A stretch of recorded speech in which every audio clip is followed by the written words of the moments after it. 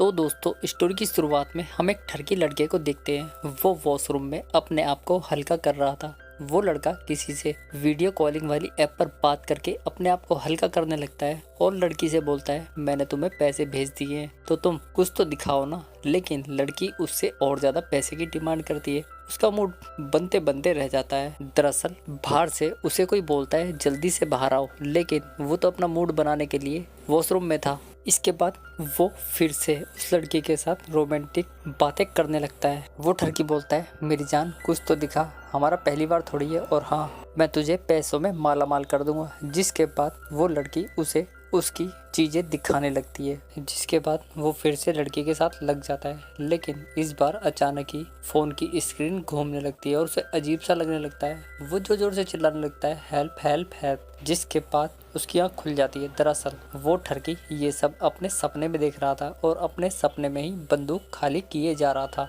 यहाँ पर हमें उस ठरकी के साथ एक लड़की को दिखाया जाता है जिसे वो देख नहीं पाता। शायद वो कोई आत्मा थी जिसे देखकर अच्छे अच्छे की पैंट गीली हो जाए। यहाँ से सीन चेंज होता है और हम उस लड़की को देखते हैं जिसने वहाँ की ऊंची बिल्डिंग से छलांग लगाकर आत्महत्या कर ली थी। कुछ ही देर बाद पुलिस भी क्राइम सीन पर पहुँच जाती है। DNA टेस्ट के सैंपल लिए जाते हैं और फॉरेंसिक टीम भी वहां पर पहुंच जाती है। अगले ही पल ऑफिसर वहां पर पहुंच जाता है जिसका नाम विक्रम होता है। वो भी इस केस की तहकीकात तक पहुंचने की कोशिश करने लगता है। यहाँ पर वो सिक्योरिटी से कुछ सवाल जवाब करता है, लेकिन वो उससे कुछ भी पता नहीं लगा पाता। जिसके बाद वो सिक्योरिटी से बोलता है, तुम यहीं पर रहना, मैं जब जरूरत पड़ेगी तो तुम्हें बुलाऊंगा। न बोलकर वो सिक्योरिटी को वहाँ से भेज देता है।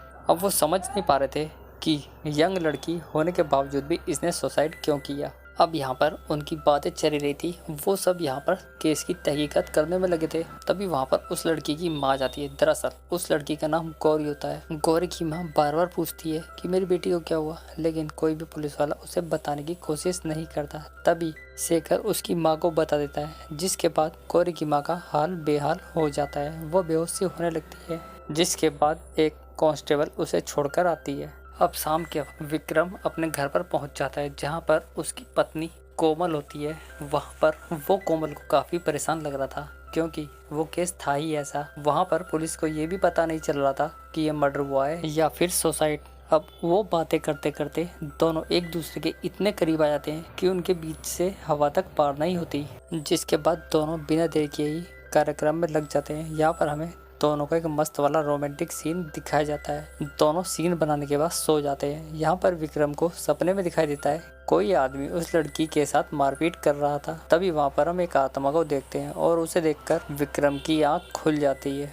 शायद वो उस लड़की की आत्मा थी जो विक्रम से कुछ बोलना चाह रही थी। अब नेक्स्ट डे विक्रम कुछ बिल्डिंग के नमूनों को पकड़कर ले आता है, उनसे बयान लेता है, लेकिन कोई भी इस बात को नहीं बताता कि गौरी ने मर्डर किया है या सुसाइड। विक्रम एक एक करके सभी से पूछताछ करता है, लेकिन कोई क्लू नहीं मिलता। विक्रम को उसके दोस्त शेखर पर भी शक हो रहा था, लेकिन वो कुछ कह नहीं सकता था क्योंकि वो भी एक पुलिस वाला था। वहीं घर पर गौरी की शोक सभा रखी जाती है। वहाँ पर सब लोग आते हैं और कुछ देर बाद वो वहाँ पर बैठकर जाने लगते हैं कि तभी उनमें से एक के पास गौरी का फोटो गिर जाता है और उस पर कलर लग जाता है। मतलब जो सिंदूर रखा हुआ था वो गौरी के फोटो पर लग जाता है। इसी के साथ ही हमारा एपिसोड खत्म हो जाता है। तो मिलते हैं नेक्स्ट वीडियो में, तब तक के लिए धन्यवाद।